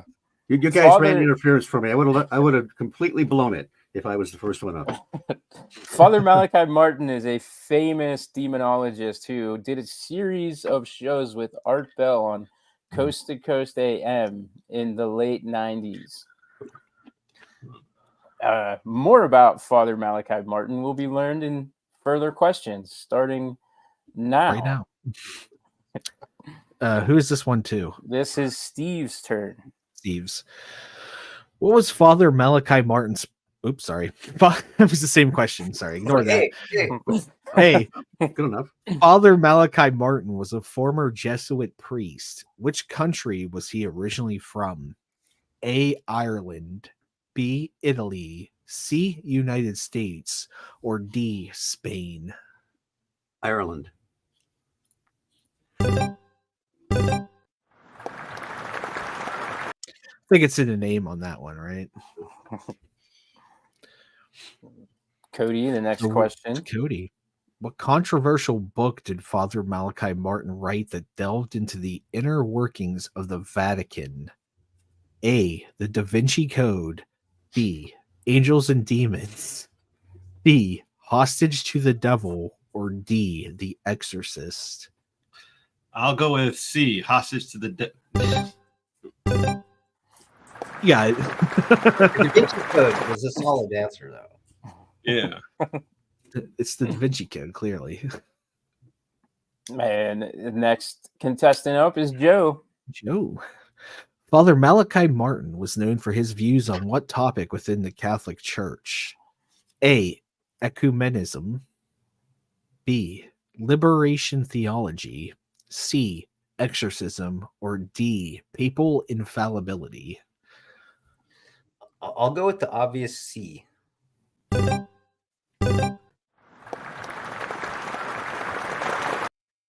Obviously, papal infallibility. So we're on the Steve. What was the title of Father Malachi Martin's fictional novel that explored the Vatican's secret dealings? A. The Third Secret. B. The Windswept House. C. The Vatican Conspiracy. Or D. The Devil's Advocate. B. The Windswept House.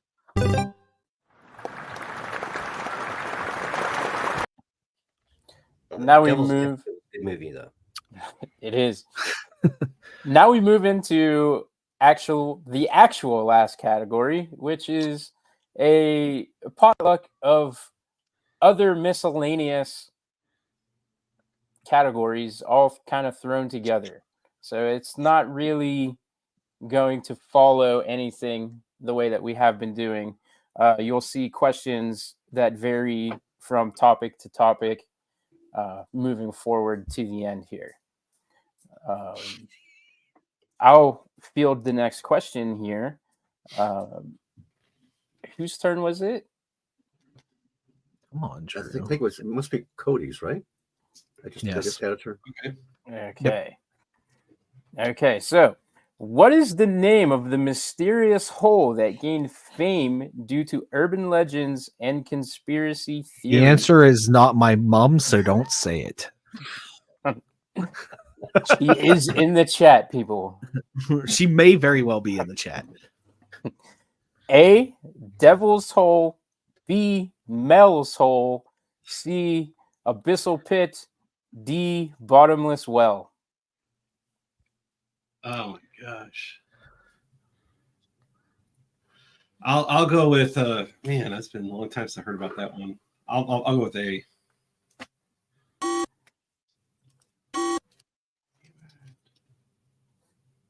Joe, you have an opportunity to steal. Would you like it read again? No, it's Mel's Hole.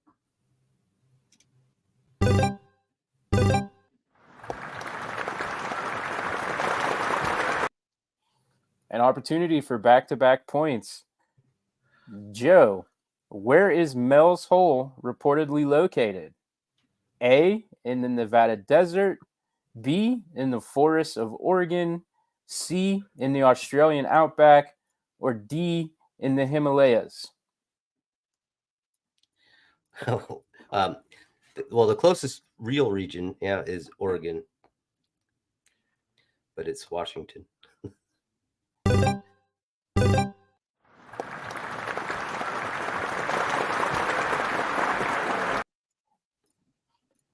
Next question is for Steve. JC, would you mind reading? I would actually. Oh, okay. What did Mel Waters claim to have dropped into the hole to test its depth? A rock. B, a rope. C, a microphone. Or D, a dead animal. He threw a bunch of stuff in there. He did put a. Read those again, please. Sure. What did Mel Waters claim to have dropped into the hole to test its depth? A rock. B, a rope. C, a microphone. Or D, a dead animal. I'm going to say a rope because I know he measured off something and kept dropping it down there. So I hope that's right. Well, Wasn't it lifesavers on fishing line? Yeah, it was something like that. He did something to weight it down, and it was a little more flimsy than a rope, I think. But Yeah, I think it was fishing line. Yeah, I remember fishing Fishing line. line. I think that the first attempt was his ex-wife, but that That was the dead animal. All right, so we're on the Cody. What did Mel Waters allegedly witness when he lowered a microphone into the hole? A, the sound of rushing water. B, the cries of lost souls. C, an otherworldly voice. Or D, absolute silence. I'll say C. Damn it. On to Joe. Would you like a reweed? Yes, a reweed would be fine. Thank you. A wee weed. What did Mel Waters allegedly witness when he lowered a microphone into the hole? A, the sound of rushing water. B, the cries of lost souls. C, an otherworldly voice. Or D, absolute silence. B.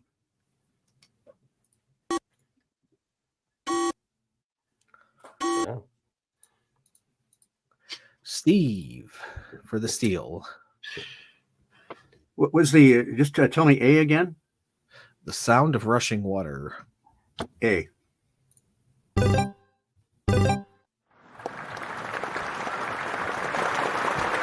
Yeah, I didn't remember that. Me either. Next question will no longer be about Mel's hole, and we'll be entering into John Teeter territory. What is the significance of the IBM 5100 computer in John Titor's time travel story? A, it was a critical component of his time machine. B, it contained classified government files.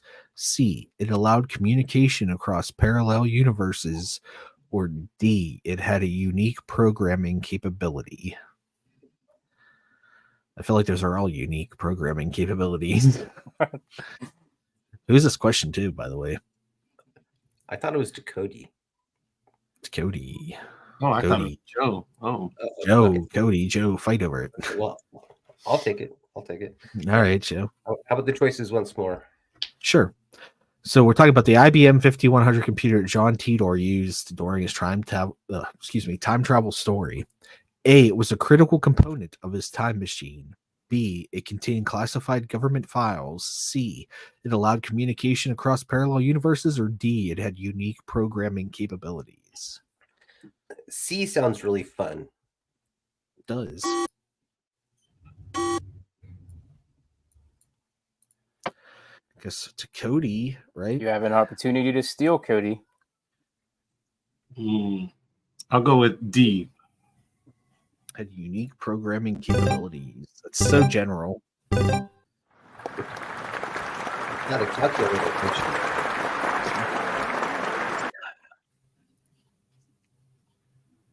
So, All right. Next question will then go to Steve. Steve.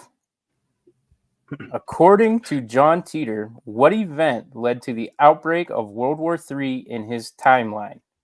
A, a nuclear attack on New York City. B, a conflict over water resources. C, a political assassination.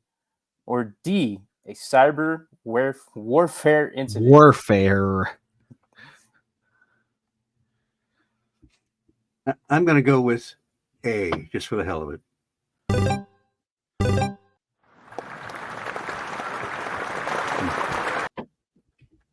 Wonderful.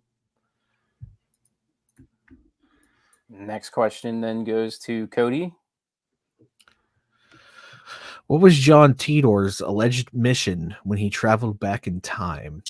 A, to prevent a nuclear war.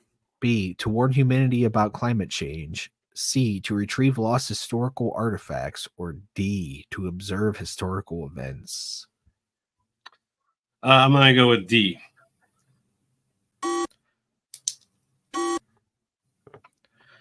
To Joe for the steal. All right. Run down the choices Sure. once more. John Titor's alleged mission as he traveled back in time. A, to prevent a nuclear war. B, to warn humanity about climate change, C, to retrieve lost historical artifacts, or D, to observe historical events? A.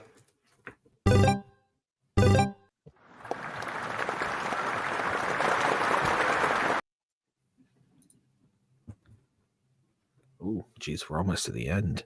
Yes, I believe. Is it Joe's turn now? An opportunity for back-to-back points? Mm-hmm.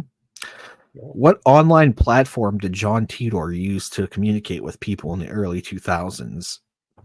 A, Reddit, B, Twitter, C, internet forums, that's really vague, D, YouTube. C. Internet forum. Because that was pretty much the only one that was available at that time. And Steve, Eve.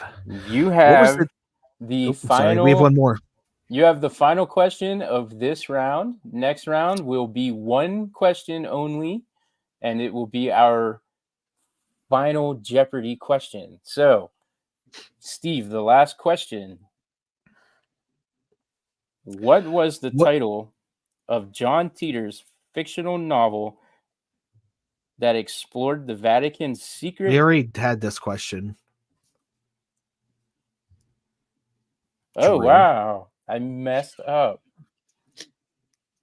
This last question is a mix of two earlier questions.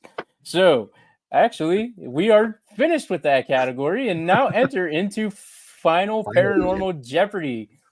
Just ask me the wind velocity of an unladen swallow, and I can handle that. What is the wind velocity of an unladen swallow? African or European? Take a guess. It's not a matter of wearing a grip suit. I couldn't know. So how are we going to, was this going to be a final Jeopardy question? This final sudden death. Okay. Oh, okay. Is this one more points? Do they have to wager something? Yes, for 100 points. 100. So wait. Whoa. So you play the whole way through this game and win every question, and then you get hung up on the last question? Yes, for 100 points. And the game. Oh, shit. Now, this is a very, very SasqWatchers specific question. So good luck. It's more so just so I could use this ticker at the bottom here and have an excuse to play this song. So, SasqWatchers Paranormal Podcast began recording and releasing episodes in what month of 2023?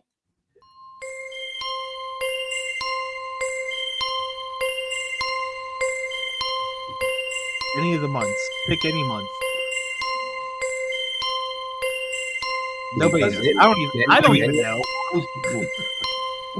I was there, and I don't know. Are we just supposed to yell something out? We'll start with the contestant with the least amount of points first. Susie. Technically. I think that'll be me. I'm going to go with July. Okay.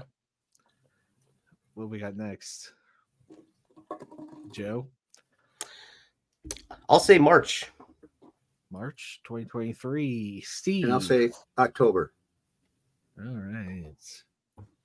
Steve being the closest, but the answer is September. So we will now take a look at the total points of each contestant. I mean, nobody got those 100 points anyways, so. Third place was Cody with 18 points. Oh, that's still a solid showing. Yeah, Cody, that's sorry. It's good. Those were bullshit questions anyways. So. Second place, Joe with 21 points. Nice. And that makes Steve our winner with how many points? 29. 29 points. Steve. It's almost like we fed Steve the answers. I want to thank all three of you gentlemen for playing. Susie for taking the time to be a timekeeper and scorekeeper and helping create this game. We do have some prizes for everybody who has played. If you would, in our private chat, give us a mailing address, and you will receive your winnings for your participation in this game. And thank you for spending the time to create all those questions. Yeah. Yep. You could thank Bing Copilot for that. And Brother Heck was saying you should do an audience Jeopardy. I'm saying next time we do it, he should volunteer to come on. Yeah, Brother Heck, come on. This was I had a lot of fun. So we will do this again. As this goes on, we'll get a little bit better at it, probably. Maybe. Hopefully. I heard testers. Who was it? Joe? Did you say that? Say which what? Was that you? Somebody said hopefully. Who was that? Steve? No. I said hopefully. That was me. Before we end the stream, let's give everybody an opportunity to once again kind of promote their stuff. Cody, being third place, I will let you have the first opportunity to promote. You get the pity promotion. Get the pity promotion. It's fine. I'll take it. Any kind of promotion is good promotion. Yes. So, like I said, I am a co-host on Spooks, Creeps, and Assorted Devilry. We are the best 2.5-star podcast out there, or paranormal podcast. I don't want to try to compare myself against other great 2.5-star podcasts. But yeah, you can find us on your favorite podcatcher, and we have merchandise on redbubble.com. Awesome. Joe, did you have anything to promote? Sure. I'm an author. I have 2 books on Amazon. You can find me on Amazon, just Joseph S. Hallett. And I'm on, all the standards, Instagram, Twitter, Threads, at joseph.s.hallett. Should be there. Very cool. And Steve, your opportunity to promote. I have the podcast, The High Strangeness Factor, on the Paranormal UK Radio Network. Andy Mercer is my co-host. You'll see guest co-hosts like Susie Bastille occasionally. And I'm also on Mac Maloney's Military X-Files as a correspondent. And Mark Randall and I co-wrote a book called Mothman High Strangeness. He's the great graphic artist that chronicled the year of the Garuda, the year of the Mothman. And he and I wrote the pieces for it. And I've contributed a couple chapters to books on Mothman, huge surprise. But thanks for doing this. This is a lot of fun. Thank you to everybody. It was a lot of fun. And everybody in the chat, sorry we didn't communicate with you a lot. We appreciate that you took the time to watch and participate. And next time, I'll try to be a little quicker with the draw, getting back and forth. But before we hit the end of the stream, we have the new outro that has not been seen or heard by the public yet. And we're going to go ahead and debut that right now. We're reaching the end, can't you feel that groove? Thanks for tuning in, we're in the sky loop. From the start till now, we've been having a blast. So put on your dancing shoes, it's time to skate fast. We've got a request, a little favor to ask. If you like what you hear, give us a thumbs up and clap. Subscribe to our channel, join the Sky Nation. We'll keep spreading the rhythm worldwide sensation. Thanks for tuning in, it means the world to us. Like and subscribe, show your love and don't fuss. Check us out on YouTube, we're ready to roll. Skate with us forever, straight to your soul.